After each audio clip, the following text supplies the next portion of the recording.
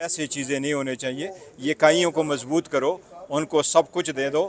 پہلے بھی جب ان کے ترامیم پہلی مرتبہ ہمارے پاس آئیں اس میں 56 آرٹیکلس میں امینڈمنٹ کرنا چاہ رہے تھے, اور اس 56 آرٹیکل میں 31 فیڈرل کانسٹیٹیوشنل کورٹ سے ریلیٹڈ تھیں.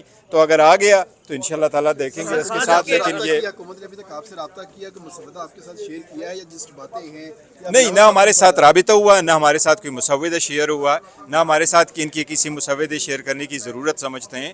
جب ان کا آ گیا ادھر پارلیمنٹ میں انشاءاللہ تعالیٰ پہلے اپنا رسپانس دیں گے. سینیٹر علی ظفر صاحب نے کہا کہ قائمہ کمیٹیوں میں معاملہ لے کے آنا چاہیے, ہم ڈسکشن کرنا چاہتے ہیں اس کے اوپر, لیکن پی ٹی آئی کہہ رہی ہے, آپ کہہ رہے ہیں کہ ہم شامل نہیں ہوں گے. دیکھیں جی, ہمارے خان صاحب کے فیصلے, اور خان صاحب نے ہمیں کیا, اور ہم نے خان صاحب کے انسٹرکشنز پہ کمیٹیوں سے استعفے دے چکے. ان کمیٹیوں میں ہم واپس نہیں جا رہے. جو بھی کوئی ہم نے بات کرنی تو آپ کے سامنے انشاءاللہ آپ کے ساتھ ڈسکشن کر لیں گے. دیکھیں بات دراصل یہ ہے کہ آئینی ترامیم ایسی نہیں ہوا کرتی.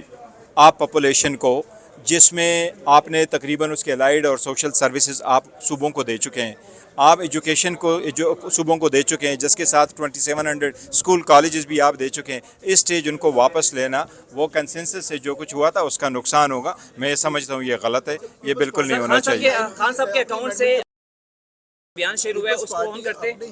پیپلز پارٹی اپنی ہی امینڈمنٹ کے بوجھ تلے دبنے جا رہی ہے, جو 18ویں ترمیم کی تھی اس کو کریڈٹ لیتے رہے. نہیں, دیکھو میں آپ کو یہ کہہ رہا ہوں, یہ ان کی جو ہے نا گیو اینڈ ٹیک والی باتیں ہوتی ہیں. لاسٹ ٹائم ان کی ترامیم کیا تھی, ان کا پہلا اور سیکنڈ تھرڈ ورژن آیا, پھر اسمبلی میں انہوں نے پریزنٹ کر لیا. سب سے پہلے ان کی 56 ترامیم تھی, اس میں 50 پہ آ گئی. فائنلی یہ 25 آرٹیکل پہ آ گئے. 25 آرٹیکل میں ایک پیپلز پارٹی کی تھی, 6 جے یو آئی کی تھی, اور 18 حکومت کی تھی.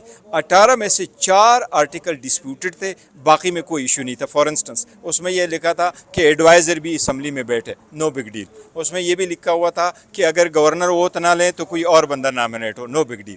جو 4 ریلیٹڈ تھی جس پہ ڈسپیوٹ تھا وہ عدلیہ ریلیٹڈ تھے. اس لیے یہ بڑا بنائیں گے, آئیں گے وہ 2 چیزوں پہ جن کو ان کا آپ کو پتہ ہے کہ وہ where the buck stops, you know that. کے والے سے ایک بیان آیا ہے خان صاحب کے سوشل میڈیا اکاؤنٹ سے, اس پہ آپ کو میں نے دیکھا نہیں ہے, میں نے دیکھا نہیں, آپ کو بتا دوں, میں نے پڑھا نہیں ہے, پڑھ لوں گا تو پھر بتا دوں گا. کرنے کے لیے ٹیمپریچر کول ڈاؤن کرنے کے لیے کوئی باتیں آج کل ہو رہی ہیں, آپ کے پاس تجویز ہے کیسے ٹیمپریچر؟ خان صاحب نے کل میسج دیا ہے کہ جی یہ اختیار اچکزئی صاحب کے پاس ہے, علامہ ناجر ناصر صاحب کے پاس ہے.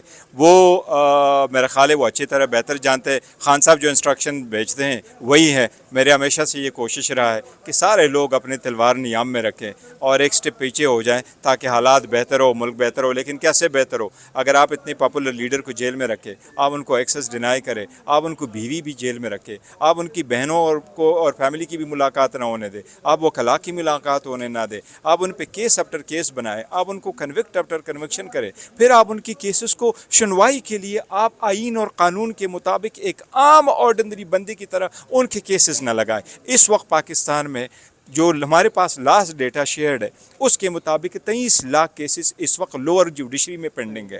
ان میں سے 8,14,000 کیسز وہ کرمنل ہیں, اور پنجاب میں 2,70,000 کیسز ہیں. ہماری ریکویسٹ اتنی ہے کہ خان کی کیسز کو ایسا ڈیل کرے جس طرح 2,70,000 کیسز آپ کرتے ہیں, باوجود اس کے کہ وہ بڑے لیڈر ہے اور وہ سابق وزیر اعظم ہے. اس میں کیسے ٹیمپریچر کول ڈاؤن ہوگا؟ سر خان صاحب اور کیا اسٹیپ خان لے لے. خان کا مینڈیٹ چوری ہو گیا, خان نے کہا کہ ڈائلاگ کرو. خان کے لوگوں پہ گولی چلائی گئی, خان صاحب نے کہا ہاں ڈائلاگ کرو.